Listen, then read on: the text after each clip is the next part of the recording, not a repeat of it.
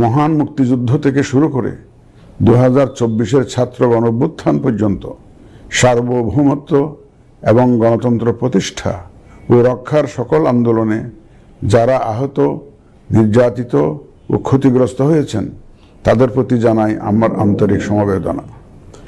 আহতদের দ্রুত আরোগ্য এবং স্বাভাবিক জীবনের জন্য প্রার্থনা করছি। প্রিয় দেশবাসী, জাতি হিসেবে আমাদের অমোঘ শক্তি হচ্ছে স্বাধীনতা, সার্বভৌমত্ব ও গণতন্ত্রের জন্য আমাদের ভালোবাসা ও আত্মত্যাগ। জাতির প্রত্যাশাকে ধারণ করে আমাদের সংবিধান রাষ্ট্রের উপর জনগণের একচ্ছত্র মালিকানা নিশ্চিত করেছে। জনগণের প্রতিনিধিত্বশীল মালিকানা প্রতিষ্ঠার একমাত্র পথ হচ্ছে নির্বাচন। দুঃখজনক হলেও সত্য যে মানসম্মত নির্বাচনের অনুপস্থিতি প্রায়শই আমাদের ঐতিহ্য এবং সামষ্টিক প্রত্যাশাকে ম্লান করেছে। এমনই এক প্রেক্ষাপটে 2024-এর গণঅভ্যুত্থান সংঘটিত হয়েছে। আমাদের ভাই বোন সন্তানদের রক্তের উপর দাঁড়িয়ে আমাদের অঙ্গীকার হচ্ছে একটি সুষ্ঠু ও সুন্দর নির্বাচন অনুষ্ঠান, যা জাতি হিসাবে আমাদের প্রত্যাশা পূরণ করবে এবং বিশ্ব দরবারে আমাদের ভাবমূর্তি উজ্জ্বল করবে। আমার দৃঢ় বিশ্বাস আপনারা একই প্রত্যাশা ধারণ করেন এবং একই অঙ্গীকারে অঙ্গীকারাবদ্ধ। প্রিয় দেশবাসী, সুষ্ঠু ও গ্রহণযোগ্য নির্বাচনের লক্ষ্যে গত এক বছরে আমরা বেশ কিছু গুরুত্বপূর্ণ কাজ সম্পাদন করেছি। একটি স্বচ্ছ নির্বাচনের পূর্বশর্ত হচ্ছে একটি নির্ভুল, পূর্ণাঙ্গ ও স্বচ্ছ ভোটার তালিকা। আমরা শুরুতেই এই কাজে হাত দিই। গত এক বছরে নতুন ভোটার অন্তর্ভুক্তির পাশাপাশি ভোট বিমুখ এবং বাদ পড়া প্রায় 45 লক্ষ ভোটারকে তালিকায় অন্তর্ভুক্ত করা হয়েছে এবং 21 লক্ষাধিক মৃত ভোটারকে তালিকা থেকে বাদ দেওয়া হয়েছে।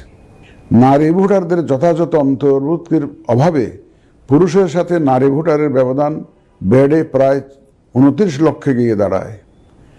বাদ পড়া নারী ভোটারদের মাঝে সচেতনতা সৃষ্টির মাধ্যমে সেই ব্যবধান উল্লেখযোগ্যভাবে কমিয়ে আনা হয়েছে। আইন সংশোধন করে ভোটার হওয়ার যোগ্যতার তারিখ প্রতি বছর 1 জানুয়ারির পরিবর্তে কমিশন কর্তৃক নির্ধারিত দিনে নির্ধারণ করা হয়েছে। এর ফলে 31 অক্টোবর 2025 পর্যন্ত যোগ্য তরুণ ভোটারগণ ভোট দিতে পারছেন। গত 18 নভেম্বর প্রকাশিত তালিকা অনুযায়ী বর্তমানে দেশে ভোটারের সংখ্যা দাঁড়িয়েছে 12,76,95,183 জনে।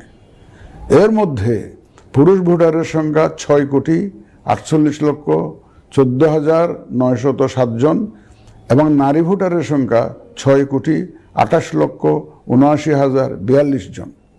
গত এক বছরে নির্বাচন কমিশনের সক্ষমতা বৃদ্ধির পাশাপাশি সংশ্লিষ্ট সকলের জবাবদিহিতা বাড়াতে আমরা বহুবিধ আইনি ও কাঠামোগত সংস্কার সম্পন্ন করেছি।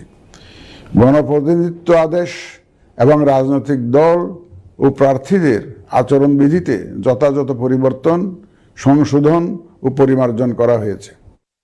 নির্বাচন ব্যবস্থা সংস্কার কমিশনের বিভিন্ন সুপারিশের পাশাপাশি নির্বাচন কমিশনের নিজস্ব মূল্যায়ন ও অংশীজনের পরামর্শের ভিত্তিতে এসব সংস্কার করা হয়েছে।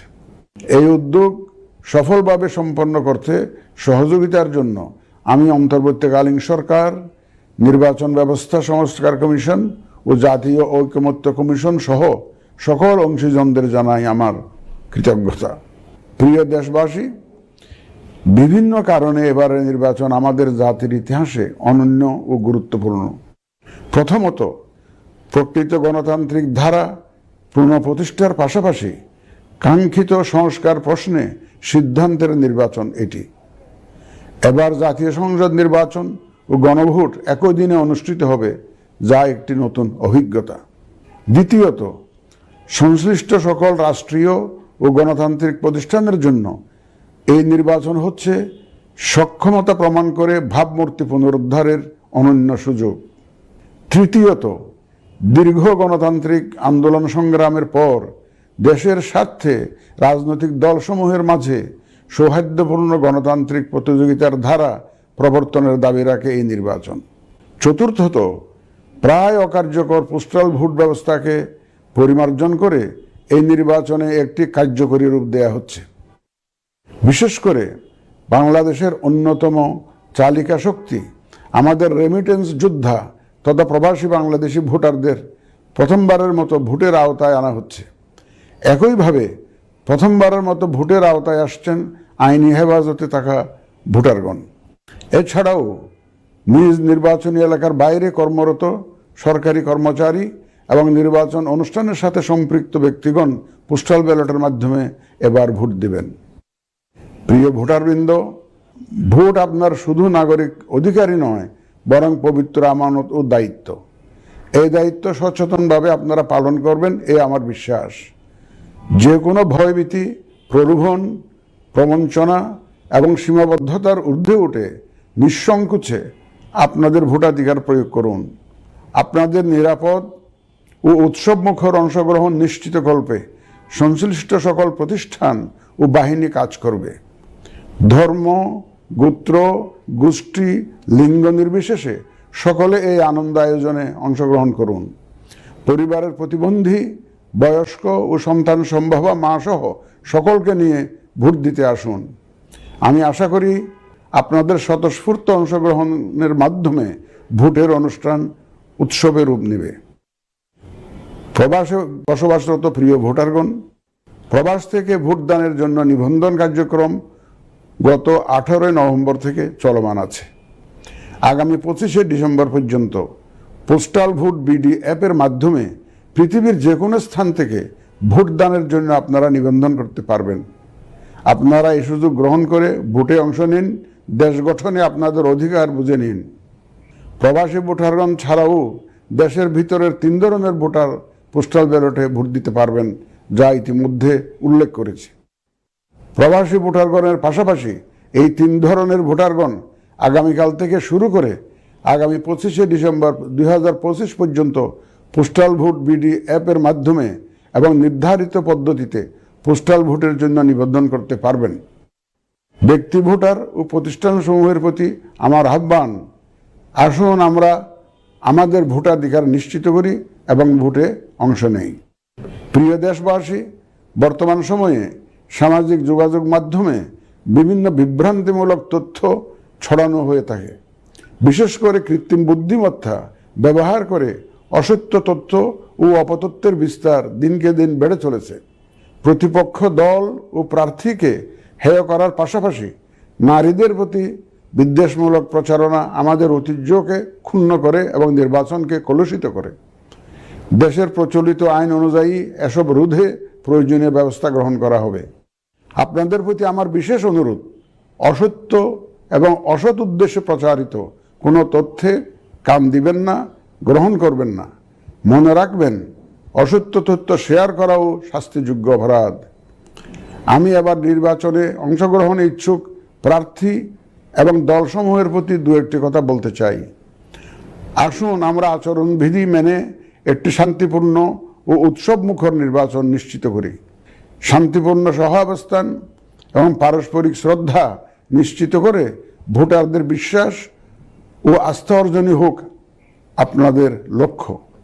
নির্বাচনে দায়িত্ব পালনকারী প্রিয় সহকর্মীবৃন্দ, নির্বাচন কমিশন স্বচ্ছতা, নিরপেক্ষতা এবং দৃঢ়তার সাথে দায়িত্ব পালনে বদ্ধপরিকর। কমিশনের অংশ হিসাবে আপনারা নির্ভয়ে সততা ও নিরপেক্ষতার সাথে দায়িত্ব পালন করবেন। মনে রাখবেন, এ ব্যাপারে কোনো শিথিলতা বা গাফিলতি সহ্য করা হবে না। একটি সুন্দর ও গ্রহণযোগ্য নির্বাচন অনুষ্ঠানে সংবাদ মাধ্যম ও পর্যবেক্ষক সংস্থার সহকর্মীদের ভূমিকা অপরিসীম। আপনারা স্বাধীনভাবে সর্বোচ্চ পেশাদারিত্ব, নিরপেক্ষতা ও বস্তুনিষ্ঠতার সাথে আপনাদের দায়িত্ব পালন করবেন, এটি আমাদের প্রত্যাশা। প্রিয় দেশবাসী, আমি এই পর্যায়ে নির্বাচনী তফসিল তথা নির্বাচন সংক্রান্ত সময়সূচি ঘোষণা করছি। আগামী 2026 সালের ফেব্রুয়ারি মাসের 12 তারিখ রোজ বৃহস্পতিবার 300 আসনে ত্রয়োদশ জাতীয় সংসদ সাধারণ নির্বাচন এবং একই সাথে জুলাই জাতীয় সনদ সংবিধান সংস্কার বাস্তবায়ন আদেশ 2025-এর উপর গণভোট অনুষ্ঠিত হবে। ত্রয়োদশ জাতীয় সংসদ নির্বাচনের জন্য মনোনয়নপত্র দাখিলের শেষ তারিখ আগামী 29 ডিসেম্বর 2025 রোজ সোমবার। মনোনয়নপত্র বাছাই হবে আগামী 30 ডিসেম্বর 2025 রোজ মঙ্গলবার হতে 4 জানুয়ারি 2026 রোজ রবিবার পর্যন্ত।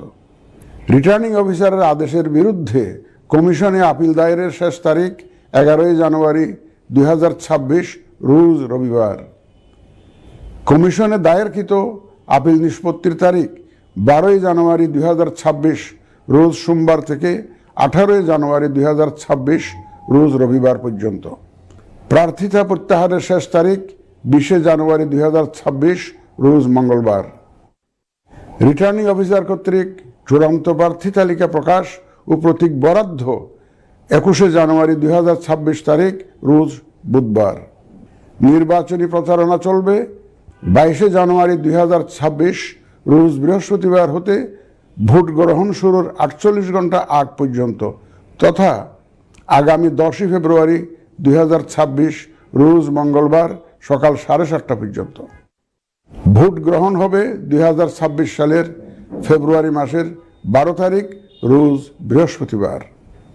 নির্বাচন প্রক্রিয়ায় সকল রাজনৈতিক দল ও প্রতিদ্বন্দ্বী প্রার্থী সহ ভোটারদের আন্তরিক অংশগ্রহণ ও সক্রিয় সহযোগিতা কামনা করছি। সকলের প্রতি আমার আহ্বান, আসন্ন ত্রয়োদশ জাতীয় সংসদ নির্বাচন ও গণভোট সফল করে আমাদের গণতান্ত্রিক অগ্রযাত্রায় ঐতিহাসিক ভূমিকা রাখুন। মহান আল্লাহ আমাদের সহায় হন।